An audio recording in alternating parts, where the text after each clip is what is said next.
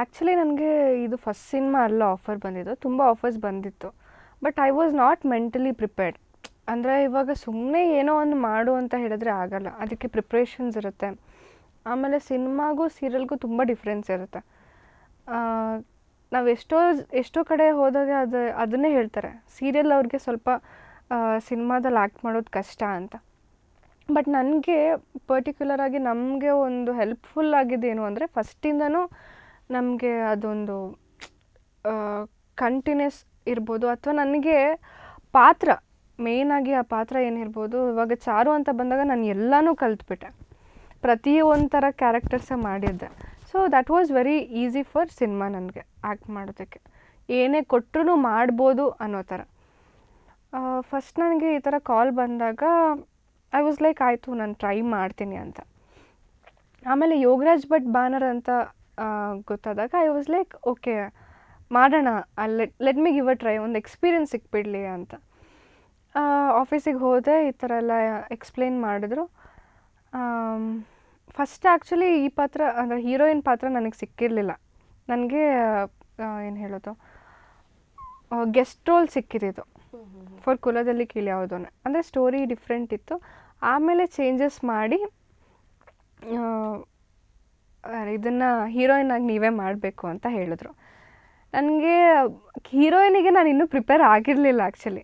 ಈ ಥರ ಹೇಳಿದಾಗ ತುಂಬ ಖುಷಿ ಆಯಿತು. ಅಮ್ಮನ ಸಹ ಕರ್ಕೊಂಡು ಹೋಗಿದ್ದೆ ಮೀಟಿಂಗಿಗೆ. ಅವ್ರ ಅಮ್ಮನಿಗೂ ಕಂಗ್ರ್ಯಾಚುಲೇಟ್ ಮಾಡಿದ್ರು, ಈ ಥರ ನಿಮ್ಮ ಮಗಳು ಹೀರೋಯಿನ್ ಆಗಿದ್ದಾಳೆ ಹಾಗೆ ಅಂತ. ಖುಷಿ ಆಯಿತು, ಓಕೆ ಮಾಡ್ತೀನಿ ಅಂತ. ಫಸ್ಟ್ ಒಂದು ಆಸೆ ಇದ್ದಿದ್ದೇನು ಅಂದರೆ, ಈ ಥರ ಏನಾದರೂ ಎಂಟ್ರಿ ಆದರೆ ಈ ಥರ ಹಳ್ಳಿ ಹುಡುಗಿ ಪಾತ್ರ ಮಾಡಬೇಕು, ಒಂದು ಡೀಸೆಂಟ್ ಲುಕ್, ಆ ಥರ ಆಸೆ ಇತ್ತು. ಸೊ ಅದೇ ಸಿಕ್ಬಿಡ್ತು and I was happy. But language ಒಂದೇ ಕಷ್ಟ ಇದ್ದಿದ್ದು ನನಗೆ. ಅಲ್ಲೇನೋ ಮಾತಾಡಿಬಿಟ್ಟೆ, ಶೂಟಿಂಗ್ ಎಲ್ಲ ಮುಗೀತು. ಕಷ್ಟ ಆಗಿದ್ದಿರಲಿ ಅಂದರೆ ನನಗೆ ಸಾಂಗ್ ಶೂಟ್ ಟೈಮಲ್ಲಿ ಆ ಬಿಸಿಲಲ್ಲಿ ತುಂಬ ಕಷ್ಟಪಟ್ಬಿಟ್ಟಿದ್ದೀನಿ. ಫಸ್ಟ್ ಆಫ್ ಆಲ್ ಆ ಬಿಸಿಲು, ಅದ್ರ ಮೇಲೆ ಆ ಮೇಕಪ್ಪು, ಅಂದರೆ ನಾವು ಫುಲ್ ಡಾರ್ಕ್ ಮಾಡ್ಕೊಳ್ತೀವಲ್ವ. ಫುಲ್ ಡಾರ್ಕ್ ಅಂತ ಅಲ್ಲ, ಬಟ್ ಅಟ್ಲೀಸ್ಟ್ ಡಿ ಗ್ಲಾಮರ್ ಅಂತ ಬಂದಾಗ ಅದನ್ನು ಒರೆಸಿದ ತಕ್ಷಣ, ಅಂದರೆ ಇವಾಗ ಇದು ಪಾರ್ಟ್ ಮಾಡ್ಕೊಂಡ್ರೆ ಬಂದುಬಿಡ್ತಿತ್ತು, ಮತ್ತೆ ಅದನ್ನು ಕ್ಲೀನಾಗಿ ಮಾಡ್ಕೊಳ್ಬೇಕಿತ್ತು. ಸೊ ದ್ಯಾಟ್ ವಾಸ್ ಅಂದರೆ ಒಂದು ಸ್ವಲ್ಪ ಚಾಲೆಂಜಿಂಗ್ ಇತ್ತು. ಬಿಟ್ಟರೆ ಅದೆಲ್ಲ ಆಯಿತು. ಡಬ್ಬಿಂಗ್ ಟೈಮ್ ಬಂತು. ಡಬ್ಬಿಂಗ್ ಟೈಮಲ್ಲಿ ನನ್ನ ಕೇಳಿದ್ರು, ನೀವೇ ಡಬ್ ಮಾಡ್ತೀರಾ ಅಂತ ಡೈರೆಕ್ಟರ್. ಹಾಂ ಮಾಡ್ತೀನಿ ಅಂತ ಹೇಳಿಬಿಟ್ಟೆ. ನಾನು ಮಾಡ್ತೀನಿ ಪರವಾಗಿಲ್ಲ ಅಂತ. ಎಕ್ಸ್ಪೀರಿಯನ್ಸ್ ಇದೆಯಾ ಅಂತ. ಎಕ್ಸ್ಪೀರಿಯನ್ಸ್ ಅಂದರೆ ಸರ್ ನಮ್ಮದು ಸೀರಿಯಲಲ್ಲಿ ನಾವು ಯಾವಾಗೋ ಒಂದ್ಸಲ ಔಟ್ಡೋರ್ ಶೂಟ್ ಇದ್ದಾಗ ಏನಾದರೂ ಮಾಡ್ತೀವಿ ಅಷ್ಟೇ, ಬಿಟ್ಟರೆ ಆ ಥರ ಡಬ್ಬಿಂಗ್ ಎಕ್ಸ್ಪೀರಿಯನ್ಸ್ ಇಲ್ಲ. ಆಯಿತು ಬಿಡಿ ಟ್ರೈ ಮಾಡೋಣ ಅಂತ ಹೇಳಿದ್ರು.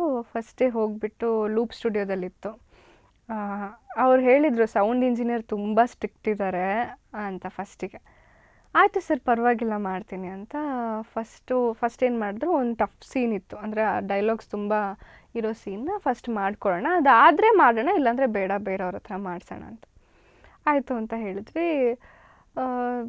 ಎಲ್ಲನೂ ಕಂಪ್ಲೀಟ್ ಮಾಡಿಬಿಟ್ಟೆ.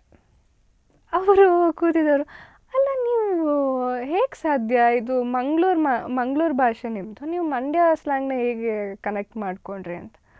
ಸರ್ ನನಗೇನು ಅಂದರೆ, ನಾನು ಯಾವುದೋ ಒಂದ್ರ ಬಗ್ಗೆ ಇಂಟ್ರೆಸ್ಟ್ ತೋರಿಸಿದ್ರೆ ಬೇಗ ಕಲ್ತ್ಕೊಂಡ್ಬಿಡ್ತೀನಿ. ಸೊ ಹಾಗಾಗಿ ಈಸಿ ಆಯಿತು ಅಷ್ಟೇ ಅಂತ. ಆಮೇಲೆ ನಾನೇ ಫುಲ್ ಕಂಪ್ಲೀಟ್ ಮಾಡಿದೆ and he was very happy, sound engineer ಕೂಡ. ನಾನು ಈ ಥರ ಹೀರೋಯಿನ್ನ ನೋಡಿರಲಿಲ್ಲ. ಅಂದರೆ ಫಸ್ಟು ನೀವು ಇವಾಗ ಕಾಲಿಟ್ಟಿದ್ದೀರಾ, ಇಷ್ಟು ಈಸಿಯಾಗಿ ಮಾಡಿಕೊಟ್ಟಿದ್ದೀರಾ ಅಂತ ಖುಷಿ ಆಯಿತು. ನಾನು ಆ್ಯಕ್ಚುಲಿ ಯಾರಿಗೂ ಇಷ್ಟು ಈಸಿಯಾಗೆಲ್ಲ ಡಬ್ ಮಾಡಿಸಿಲ್ಲ, ತುಂಬ ಟೇಕ್ಸ್ ತಗೊಳ್ತೀನಿ. ನನಗೆ ಅದನ್ನು ಓಕೆ ಆಗೋವರೆಗೂ ನಾನು ಬಿಡಲ್ಲ ಅಂತ.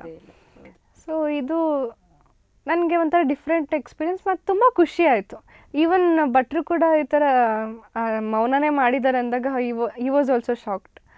ಅವಳಿಗೆ ನಾಲ್ಗೆನೇ ಅವಳಲ್ಲ, ಅವಳಿಗೆ ಮಂಗಳೂರು ಮಾತಾಡೋಳು ಹೆಂಗೆ ನಮ್ಮ ಭಾಷೆ ಮಾತಾಡ್ಬಿಡ್ತೀವಿ. ಇಲ್ಲ ಸರ್ ಮಾತಾಡಿದ್ದಾರೆ, ತುಂಬ ಚೆನ್ನಾಗಿ ಡಬ್ ಮಾಡಿಕೊಟ್ರು ಅಂತ. So it was nice experience cinema ಅಂತ ಬಂದಾಗ.